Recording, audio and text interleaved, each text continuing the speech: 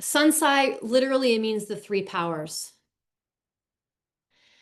And this is interesting because it compares with another Chinese concept called Tian Ren He Yi.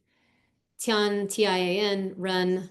I mean, you probably speak Chinese. I don't know why I'm trying to do this, but in English we would write Ren and then He, He, and then Yi, which is the unity of heaven, earth, and humanity. Okay, so one of these is an ancient concept that goes back to pre-Han dynasty thinking. And that's Sansai, the three powers. The three powers are heaven, earth, man. Like heaven, earth, mankind. And individually, we are REN, heavenly, earthly energies commingled. I kind of like talked about that when I was invoking an offering for the benefit of our class. I usually do that off camera before class starts, but I do that every time for all of us. So there's kind of like the mini version and then the more universal version, because this is a system that is very microcosm, macrocosm. And you think about it, the emperor in the imperial court, like the literal emperor, not the emperor star in your chart, the emperor is meant to be the person carrying the mandate of heaven for the nation or world, because the nation in this way of thinking is the world. It's the world. The nation is the world. It's the world that's relevant to you, right?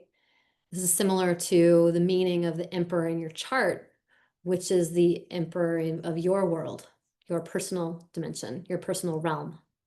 Okay, so the emperor carries the mandate of heaven for all beings in the realm. And when we would have eclipses, particularly solar, because lunar happen all the time, but particularly solar eclipses or comets or earthquakes or things like this, it was a sign, considered to be a sign that the emperor wasn't living in harmony with the Tao. And it was often cause for a revolution and the establishment of a new dynasty. This isn't unique to China. That's kind of basically what they were doing in those bog bodies in on the Celtic islands, but also in Northern Europe. Those were likely human sacrifices, sometimes of a leader who they felt acted outside of alignment with nature, because the land marriage, the leadership, like a king in Celtic view, was, and of course it was they were very different clan and regional. Like when I say Celtic, it's not one thing and it's not Ireland, okay? Because like the Celtic world was enormous. It went all the way across Europe a long time ago. So there's a lot of regional differences in different countries and then regions within that. But in general, generally speaking, I feel safe to say that a king or leader was in marriage to the earth. And so the the king's the king was in union with the physical earth. And part of king making was to stand, was to put your feet in a place, a specific sacred place, and to turn around and look and survey. And the earth had to receive, and basically what made a king was it was the choice of the land, the feminine nature of the land acknowledged the king, and the king reflected that. And if the king didn't honor that marriage with the earth and its people, then all hell would break loose and they would say, okay, this guy's got to go. They'd throw him in a bog. And that's what happened in China too.